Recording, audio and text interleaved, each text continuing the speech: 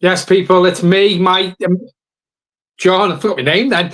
It's me, John, and Michael back again. Just a little midweek video for you. You know, there is a terrible squeaking. That's what that is. Squeak?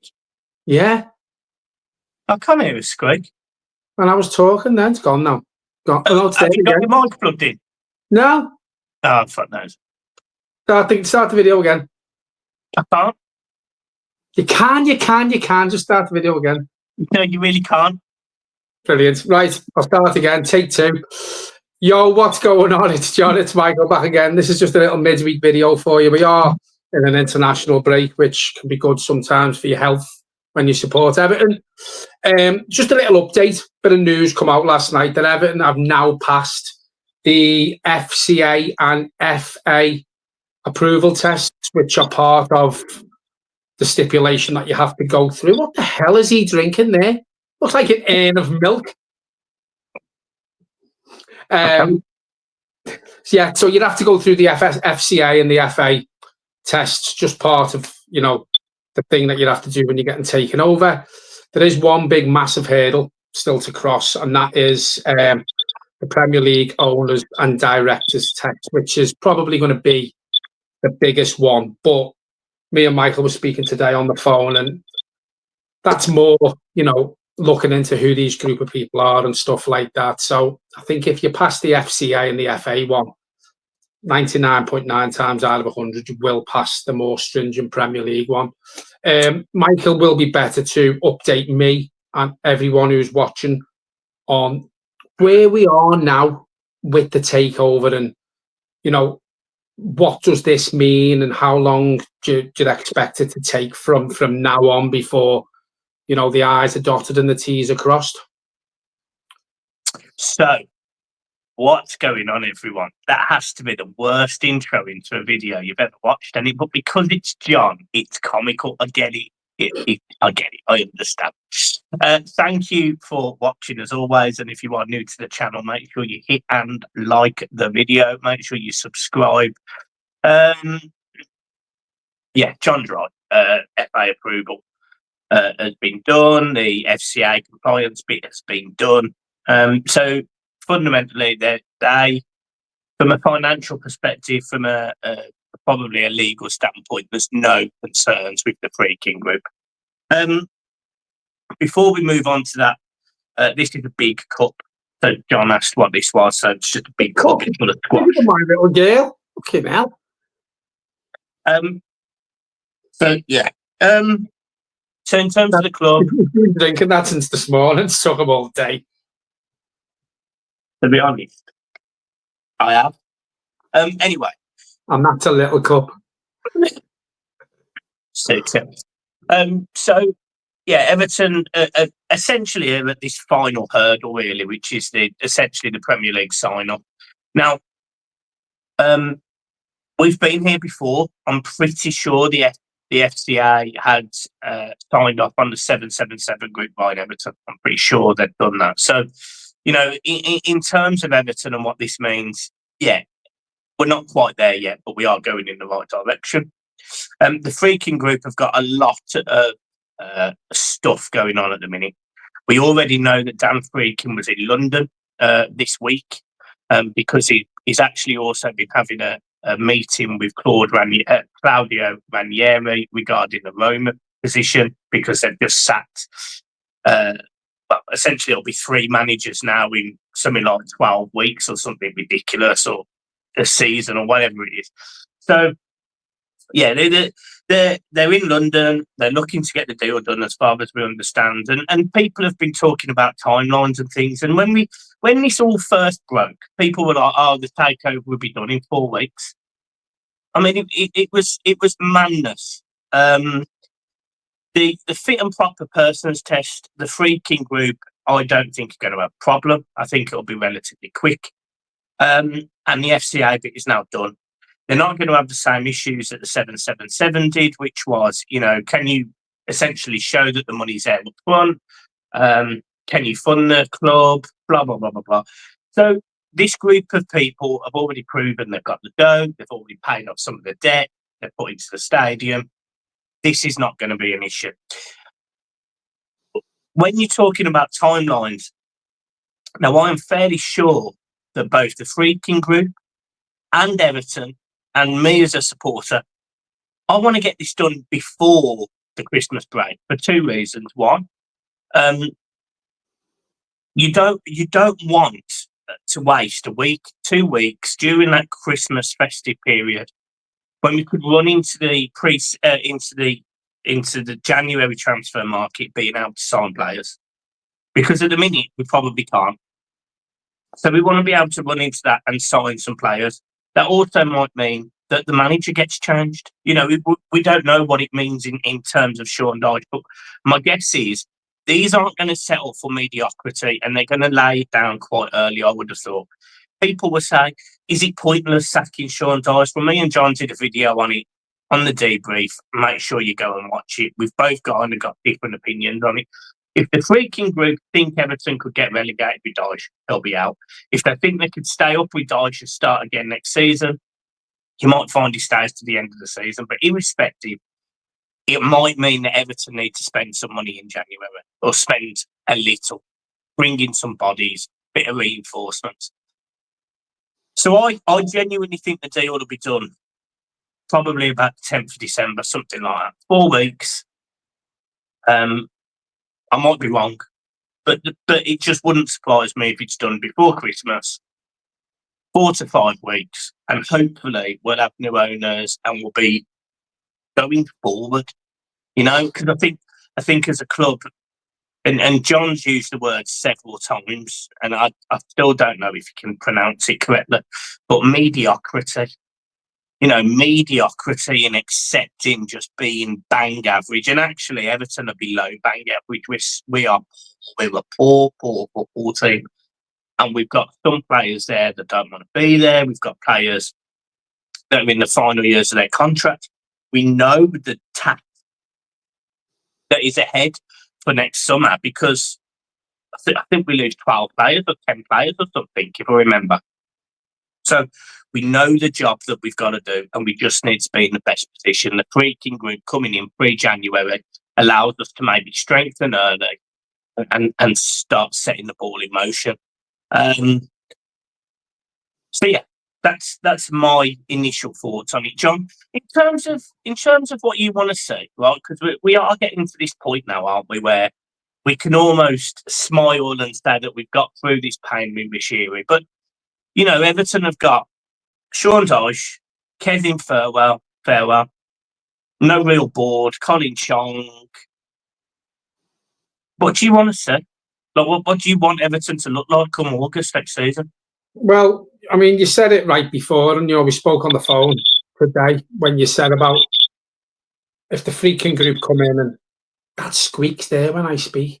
When the Freaking Group come in, you know, are they going to look at Sean Dyche and say, we're fairly confident that he will do the job that he was brought in to do and see it through and take it into Bramley-Moore? Regardless, I think if he is there at the end of the season, they're not going to renew his contract. Weekend's terrible. I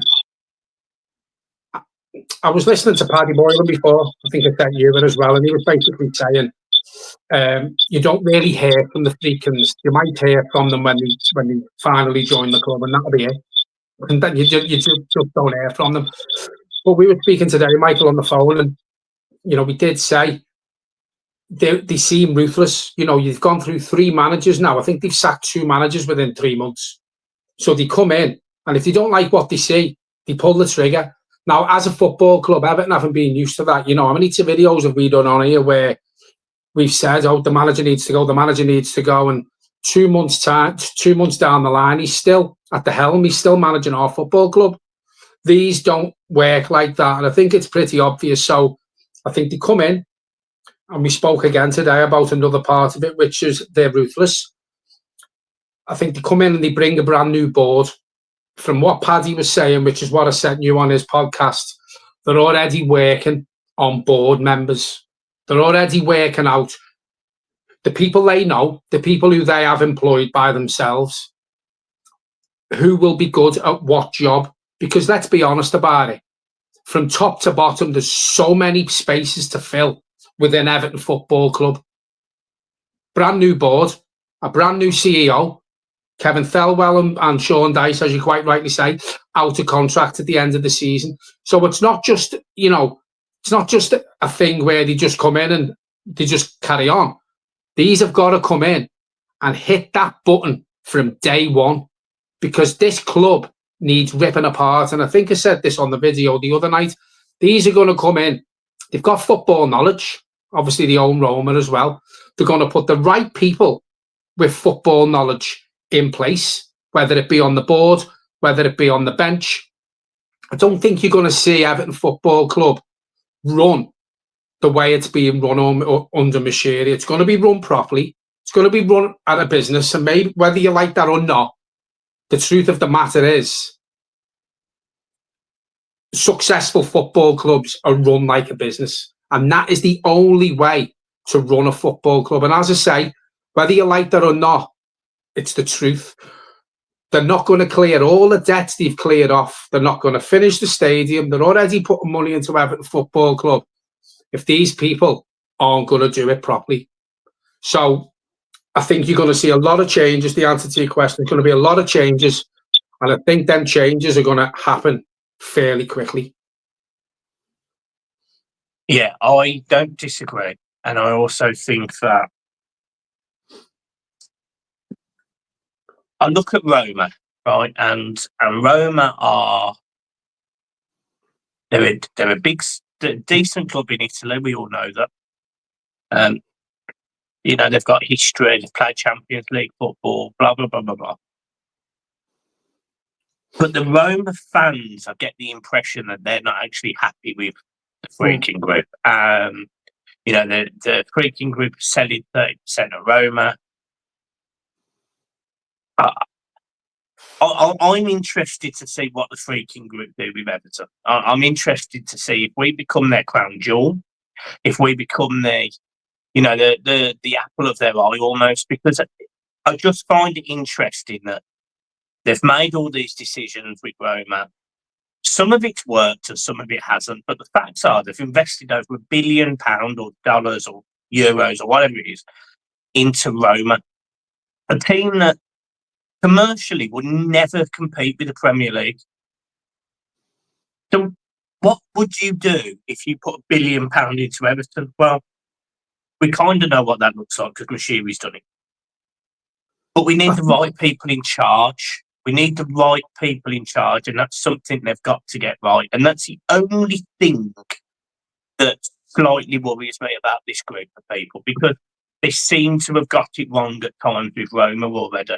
I think what's upset the Roma fans, and listen, they are very easily upset, them sort of fans, when they sacked De Rossi. I think that really hurt Roma fans because he was an idol to them.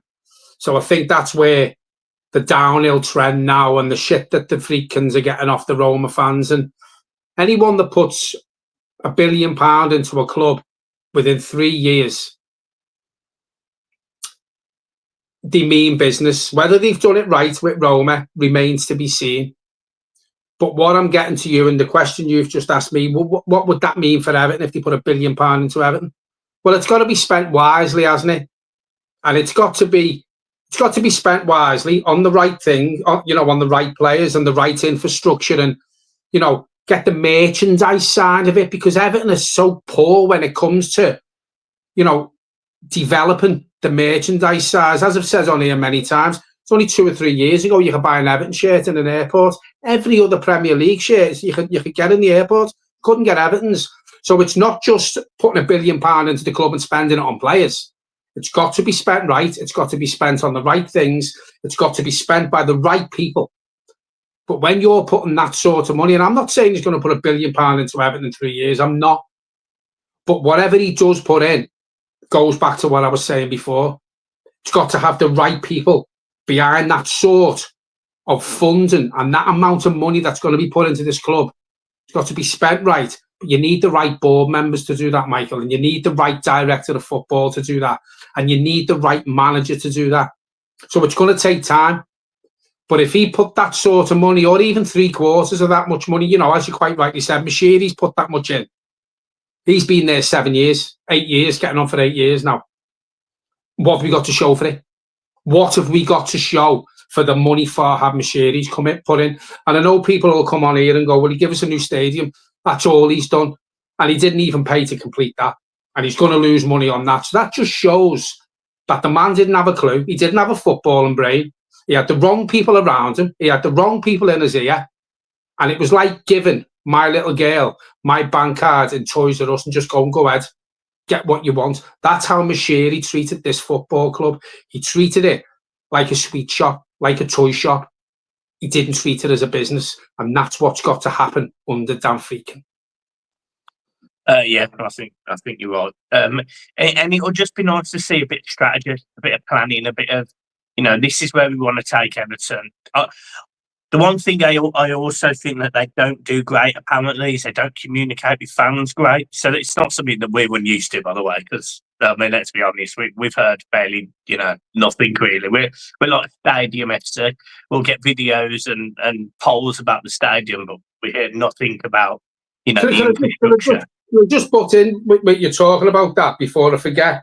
Does that really bother you that we don't hear from them much? Because you look at the successful teams, Man City, do you hear from their owners much? Do you hear from FSG much? You don't hear from their owners much. I don't care. The only time I want to hear from the Freaking Group is if it's going tits up and them telling us as fans how they're going to fix it. I'd like a statement when they first come in of what they can set us up and hopefully give us in years to come. But I'm not bothered if I don't hear the owners, because if you don't hear from the owners, it means things are ticking along nicely. When you start hearing from owners, that's when it's going bellies up. So I don't want to hear from them, because then we know there's progression. Yeah, I think I'm not expecting program notes every week and different statements every week about performance and whatever, but like we've seen it with, for example, Aston Villa's chief exec. Before pre-season, before the season started this season, they did a video. They come out and did some talks. Last season, they spoke about their plans. It would just be nice for the Freaking Group to, before Christmas, make a statement. End of the season, make a statement. Start of the season, make a statement. That's it. But no, yeah. I'm not after. I'm not after interviews where Farhad Moshiri comes out and goes, "I'm going to buy you a striker," and then he buys us Neil Morpad. I'm not after that. So, yeah, I'm interested to see what happens from that front. I'm interested to see the communication. I'm interested to see how the club changes, and I'm interested to see I'm interested to see what they see as success. That first statement when they come out and say our aims are. That's the bit. That's the bit that I want to read. We've had some people that have worked for Everton over the years, and they've come out with some really bold statements. And the one that sticks to my mind over recent years was Roberto Martinez. His first press conference, and he comes out and goes, "Everton will be challenging for 4," and we finished 5th, and we lost at home to Crystal Palace. I think it was 4-1. I was there. And then I think I remember we lost 3-0 to Southampton. And Arsenal finished above us in the end. We have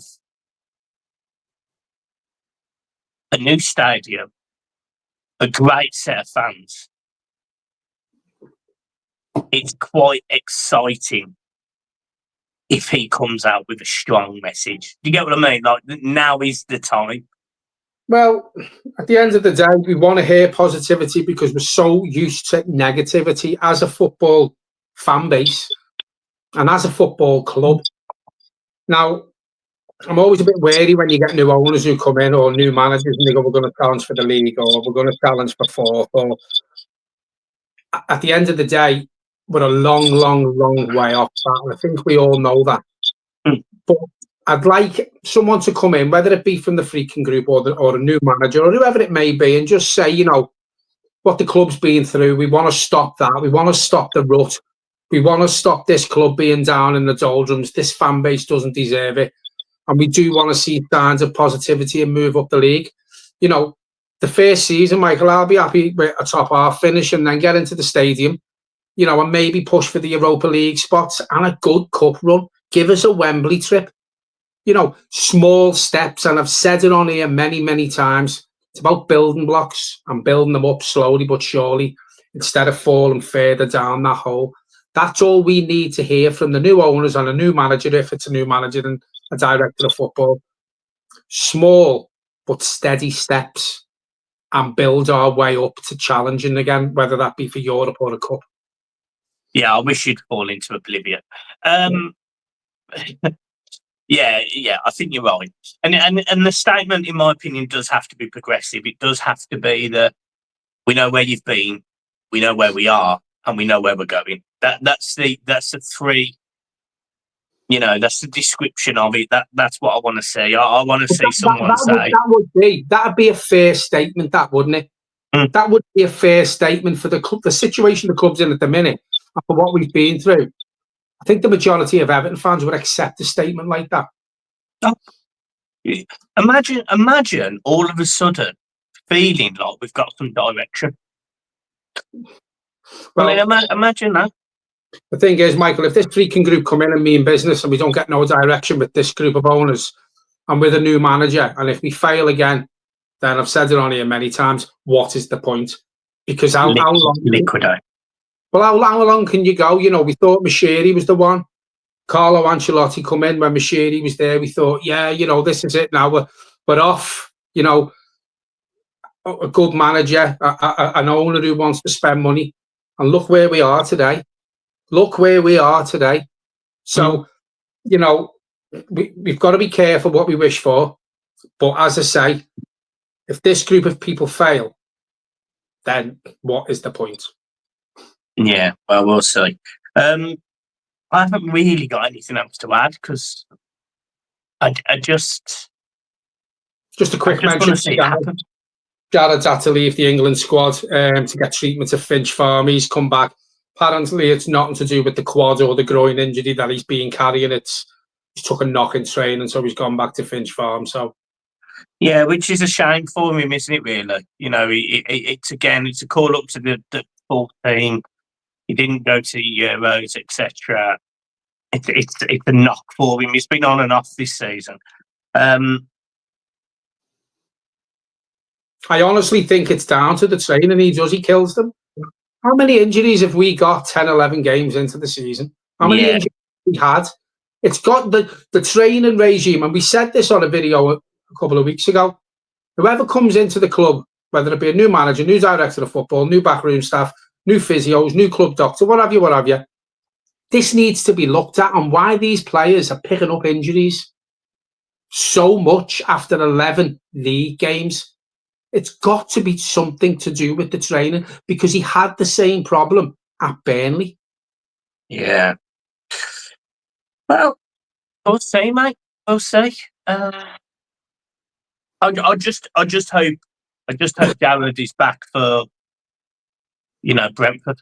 If I'm being honest, I hope he's back. Anyway, he might be back, but he won't complain. I know. Just a quick one. You really don't have to give this much detail. I'm just interested really for the comments, so keep in the comments. But John, at 0 to 10, how'd you score Sean Dyche and the Everton start to this season? Well, we're not on the bottom 3 just yet, so 1 being poor, 10 being good. I'll give it a 2. Yeah, I was going to say 3, but yeah, we'll go with 2. I don't mind that. Make sure you get your numbers into the comments, because I'm interested to see how bad or good you think the season started. And the reason why is because there's actually some fans that come out and say, well, he's done exactly the job that people asked him to do, but he also said we'd probably kick on a little bit this year, and we haven't. So, it's been disappointing from that perspective. I just don't know. It's funny, isn't it? Because when you look at the start of the season, and then you look at last season, we had the 2 points deductions, and people go on about, and we've mentioned it on here, but without the 2 points deductions, we would have finished 12th. And I've asked a lot of people, if you don't get any points deductions this season, just see us finishing 12th or above. And I don't. So for me, it's a backward step under this manager. Thank God his contract's up at the end of the season because he doesn't progress for me. Yeah, agreed. Right. Thank you. Make sure you hit the like and subscribe button, guys. Make sure you turn that bell on for notifications. And that is that. John, anything to end the video with? You did a fantastic introduction, so I feel like you should do a fantastic outro. You've just done it. That's it. Don't forget to hit the like and subscribe button, as he said. And for any notifications, just hit Michael. You'll see it on your screen. It's about that big, the bell. And it's brilliant. Cheers, Doug.